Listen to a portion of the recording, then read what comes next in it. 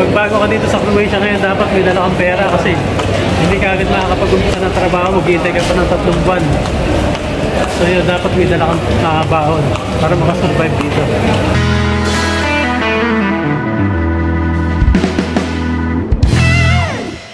Hi mga kabeshi, good afternoon. So,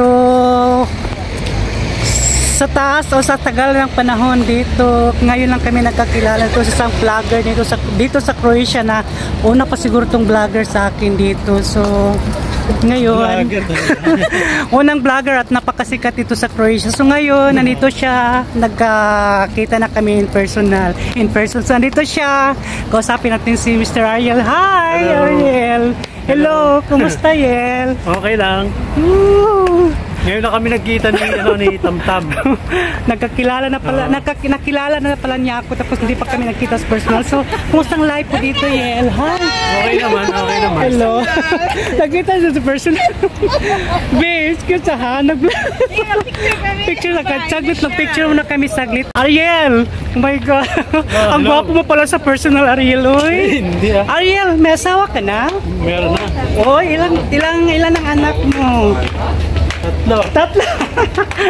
Ilang taon ka na, Yel? Sorry sa tanong na. 40. Bata ka pa, oy. Siguro mga 25 ka pa. Hindi, 40 plus na. 40, uy. Parang 20 plus o 30. 40. So, Yel, ilang years ka na ba dito sa Croatia, Yel?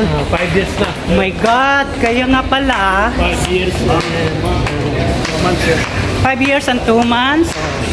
So, grabe, tagal na talaga niya dito mga kabeshi, no? So, kaya, nakita ko yung vlogs niya dati na-interview siya sa GMA at sumikat siya doon sa GMA. So, kaya, kaya, hinahangaan ko to isang vlogger na to. So, ngayon, talagang, hindi ako makapaniwala na ma-meet ko siya dito in person.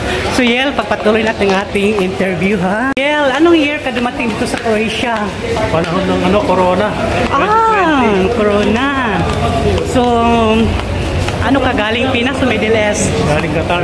Qatar. Ano agency mo dati? Agency? Agency ka o direct? Agency, Pinoy. Pinoy Trade 5? Oo, Pinoy Trade 5. Pinoy Trade 5. Pinoy Trade 5 pa rin ako hanggang ngayon. Hanggang ngayon. So, talagang loyal ka sa Pinoy Trade 5 mo, Yel. Tagal na ako doon. So, ano ba ang trabaho mo pagdating dito sa Croatia, Yel? Sa laundry. Dati ako sa laundry, tapos tumipas ako sa hotel. Sa kitchen na ako ngayon. Tapos, trabaho mo doon dati, okay lang.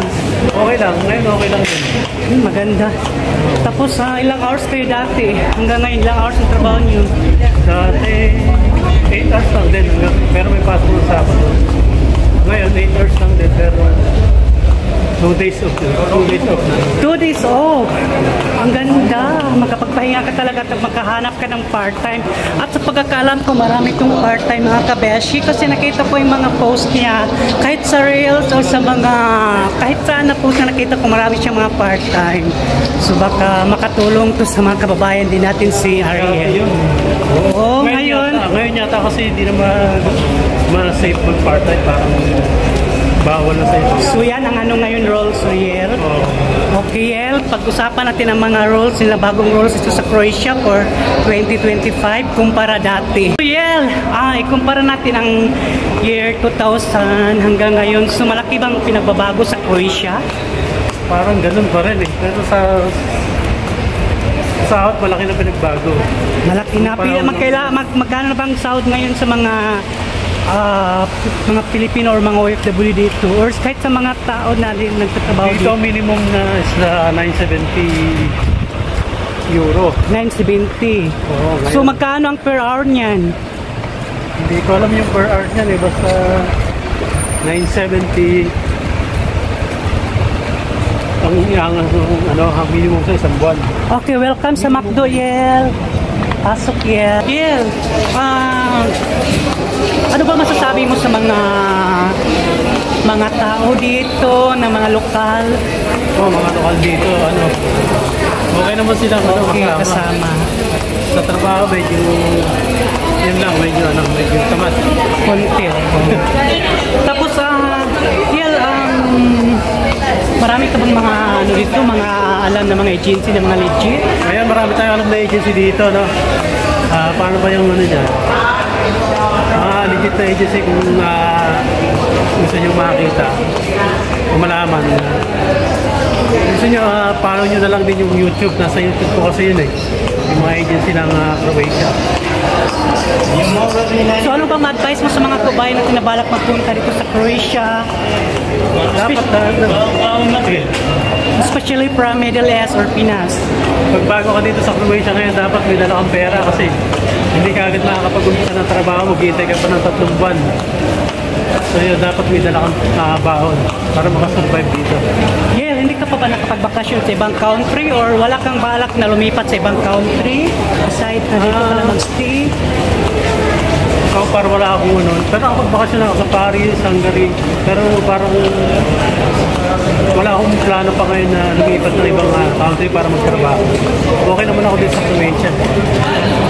So nadala mo na bang pamilya mo dito or yung mga kapatid mo or mga kapatid ko, mga tito ko, yan, mga friends na dito na sa ano. Wow, kinuha ko sila galing sa Pilipinas.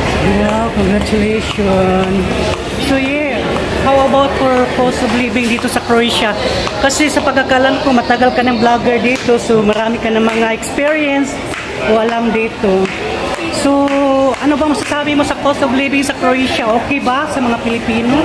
Cost of living medyo mahal na kayo ang bilihin dito. Katulad ng mga bigas, ganyan, medyo nagmahal na talaga. So, nag-increase na talaga. Compare nung una pa yung pera, mas laki na nung tinanong nung halaga na yung mga bilihin dito. So, sa weather nila dito, pagkain, okay ba? Weather, pag summer okay, tapos pag winter yun sobrang lagay dito. So about sa mga pagkain, nadak mo na mga pagkain na dito? Pagkain, siyempre pagkain Pinoy pa rin, mga pagkain ng lokal ng pasta, tinapay. Okay din naman. Kahit paano na nasanay na. So wala kang balak na magbakasyon sa atin sa Pinas? Meron, baka by next year nasa Pilipinas ako. Wow, shoutout mong pamilya mo sa atin. Shoutout sa family ko dyan sa Nueva Ecija. Malapit na akong uwi sa Pilipinas.